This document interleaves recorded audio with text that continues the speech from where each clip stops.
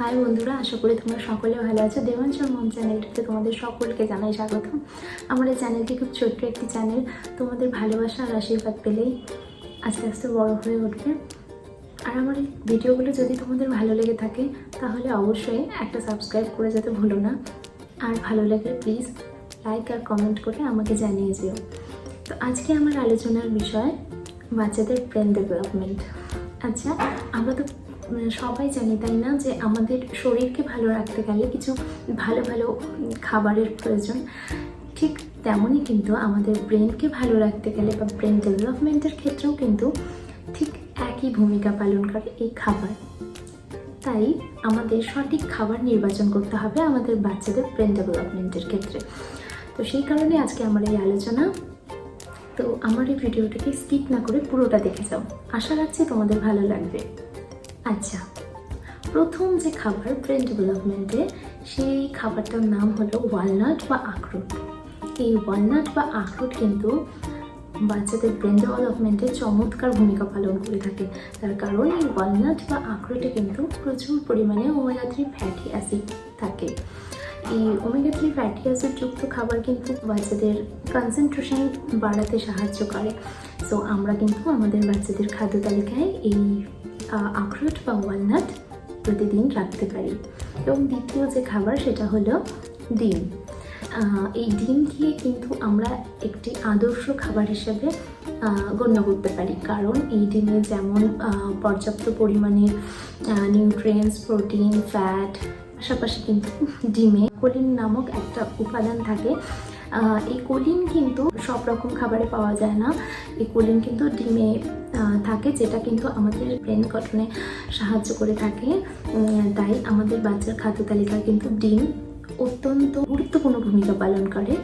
তাই আমরা এই কথাটা মাথায় রেখে আমাদের বাচ্চাদের খাদ্য তালিকায় একটা করে ডিম প্রতিদিন রাখবো। এবং তৃতীয় যে খাবার সেটা হলো ঘি। এই ঘি যদি দেশীয় ঘি হয় তবে তো কোনো কথাই নাই। এই ঘি কিন্তু প্রচুর পরিমাণে নিউট্রিয়েন্টস পাওয়া যায়, ওমেগা 3 ফ্যাটি অ্যাসিড পাওয়া যায়, ম্যাগনেশিয়াম পাওয়া যায়, এছাড়াও ফ্যাট তো পাওয়াই যায়, প্রোটিন পাওয়া যায়। তো আমরা কিন্তু আমাদের বাচ্চাদের খাদ্য তালিকায় ঘি রাখতে পারি অনায়াসে। এবং এছাড়াও যে খাবারের নাম, যেটা না বললেই নয়, সেটা হলো শাক। কারণ বিভিন্ন ধরনের শাকে কিন্তু আমরা আয়রন পেয়ে থাকি। এই আয়রন কিন্তু আমাদের ব্রেনে অক্সিজেনকে সাপ্লাই করে এবং আমাদের বাবুদের কিন্তু 6 মাসের পর থেকে আয়রনের ঘাটতি দেখা দেয়। অনেক ডাক্তাররা কিন্তু আয়রন হিসাবে বিভিন্ন সাপ্লিমেন্টও দিয়ে থাকে। তো আমাদের উচিত আমাদের বাচ্চাদেরকে বিভিন্ন আয়রনযুক্ত খাবার 6 মাসের পর থেকেই দেওয়া। কারণ ব্রেস্ট মিল্কে কিন্তু বাচ্চাদের যে পরিমাণ আয়রনের দরকার সেই পরিমাণ আয়রন থাকে না। তো আমাদের এই শাক কিন্তু খুব ভালো একটা উৎস এই আয়রনের। তো বিভিন্ন ধরনের শাক হতে পারে, সেটা লাল শাক, কচু শাক, পালং শাক। আমরা কিন্তু প্রতিদিন আমাদের বাচ্চাদের খাদ্য তালিকায় শাক রাখতে পারি। এছাড়াও ড্রাই ফ্রুটস আমাদের বাচ্চাদের খাদ্য তালিকায় আমরা রাখতে পারি, যেটা কিন্তু আমাদের বাচ্চাদের ব্রেন ডেভেলপমেন্টে খুব ভালো কাজ করে।